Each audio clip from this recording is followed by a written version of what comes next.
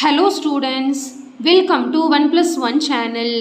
இன்னைக்கு நம்ம வீடியோல 8th standard chapter 5ல example 5.13 பார்க்க போறோம். இந்த ப்ராப்ளத்துல பாத்தீங்கன்னா a 20 feet ladder leans against a wall at height of 16 feet from the ground. How far is the base of the ladder from the wall அப்படின்னு கேட்டிருக்காங்க. இந்த டயக்ராம் வந்து நம்ம தான் டிரா பண்ணணும், அவங்க क्वेश्चनல கொடுக்கல. ஓகேங்களா? A 20 feet ladder. So ஒரு ladder இருக்கு, ஒரு 20 feet ladder வந்து இப்படி இருக்கும் இல்லைங்களா? 20 feet ladder வந்து leans against a wall at height of 16 feet from the ground. அதாவது leansனா அந்த ladder வந்து ஒரு wall, இதை வந்து நம்ம wallன்னு எடுத்துக்கலாம். wall வந்து இப்படி இருக்கும் இல்லையா? wallல வந்து சாய்ச்சி வச்சிருக்காங்க. அந்த ladderோட height 20 feet இருக்கு, அந்த wallோட height 16 feet இருக்குன்னு கொடுத்துருக்காங்க. அதாவது a 20 feet ladder leans against a wall at height of 16 feet from the ground. groundல இருந்து, ரெண்டுமே groundல இருந்து இருக்கு. How far is the base of the ladder from the wall? அதாவது இந்த ladderக்கும் wallக்கும் உள்ள distance. How far is the base of the ladder from the wall? இது நம்ம கண்டுபிடிக்கணும். அவ்வளவுதான், simple concept. ஸோ நம்மளுக்கு கிளியராக தெரியுது, இது வந்து ஒரு ரைட் ஆங்கிள் ட்ரையாங்கிளை ஃபார்ம் பண்ணுது. நம்ம ஏதாவது ஒரு நேமிங் எடுத்துக்கலாம், ஏபிசி அப்படின்ட்டு. நம்ம ஏபி தான் கண்டுபிடிக்கணும். இங்கே பிசி வந்து வால், ஏசி வந்து லேடார். ஓகேங்களா?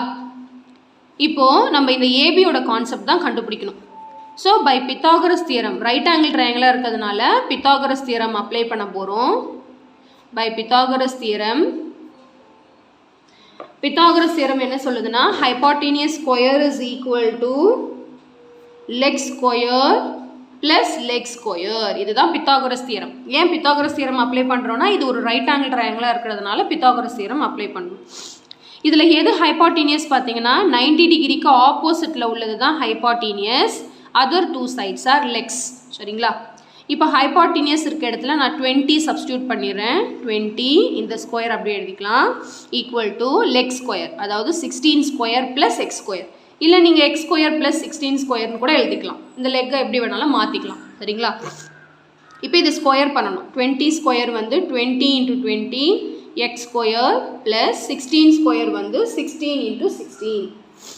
இப்போ 20 × 20 பார்த்தீங்கன்னா 400 வரும், is equal to X square plus 16 × 16 வந்து 256. இப்போ எக்ஸ் தான் கண்டுபிடிக்கணும், அதனால இந்த பக்கம் இது வந்துருச்சுன்னா மைனஸ் ஆகிடும். So 400 minus 256 is equal to X square. So இது ரெண்டுத்தையும் மைனஸ் பண்ணால் நம்மளுக்கு 144 இஸ் ஈக்குவல் டு எக்ஸ் ஸ்கொயர்னு கிடைக்கும். இப்போ இதுக்கு வந்து நம்ம ஸ்கொயர் ரூட் எடுக்கணும். அதாவது எந்த ரெண்டு சேம் நம்பரை மல்டிப்ளை பண்ணால் 144 வரும்னு பார்த்தீங்கன்னா 12 square. So square square cancel ஆகிடும். X is equal to 12 feet. எல்லாமே ஃபீட்டில் கொடுத்துருக்கனால நம்மளும் ஃபீட்டில் எழுதிக்கலாம். Okay, so the base of the ladder is 12 feet. The base of the ladder is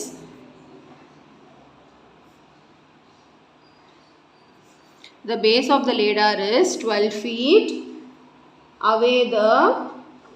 away from the wall. அவ்வளோதான், சிம்பிள் கான்செப்ட் தான். இது உங்களுக்கு எப்படி ஸ்கொயர் ரூட் எடுக்கணும் ஞாபகம் இருக்கு இல்லையா? நீங்கள் எல் மெத்தட் கூட போட்டுக்கலாம். 144 ப்ரைம் நம்பரில் போடணும். 72 வருமா, மறுபடியும் 2 டேபிளில் போட்டால் 36 வருமா, மறுபடியும் 2 டேபிளில் போட்டால் 18, 2 டேபிளில் போட்டால் 9, அடுத்து 3 டேபிளில் 3 3s ஆர் 3 1s ஆர். இப்போ இங்கே வந்து சேம் ரெண்டு நம்பரை பேர் பண்ணணும். அப்போ இந்த ரெண்டு நம்பருக்கு பதிலாக ஒரு 2, இந்த பேருக்கு பதிலாக ஒரு 2, இந்த பேருக்கு பதிலாக ஒரு 3, இது மூணுத்தையும் மல்டிப்ளை பண்ணால் நம்மளுக்கு 12 வரும். அதாவது 12 ரெண்டு தடவை மல்டிப்ளை பண்ணால் 144 வரும்னு அர்த்தம். இப்படி கூட நீங்கள் ஈஸியாக பண்ணலாம். ஓகே, ஸோ ஆன்சர் வந்து நம்மளுக்கு 12 ஃபீட் அப்படின்னு கிடச்சிருக்கு. ஓகே, ஸோ கண்டிப்பாக இந்த சம் நல்லா உங்களுக்கு கிளியராக அண்டர்ஸ்டாண்ட் ஆகிருக்கும்னு நினைக்கிறேன்.